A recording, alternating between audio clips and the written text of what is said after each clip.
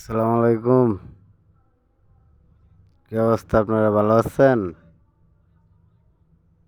আমার কাজ দেখবেন, যারা কম নতুন টেকনিশিয়ান তাদের জন্য এই ভিডিওটা আপনারা দেখবেন মনোযোগ দিয়া,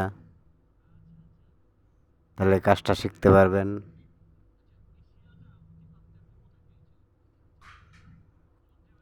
যারা নতুন কারিগর তারা কাজ করতে সুবিধা হবে।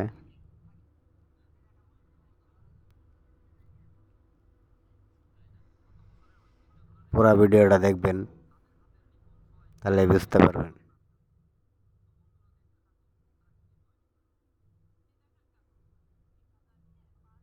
ভিডিওটা দেখতে থাকেন।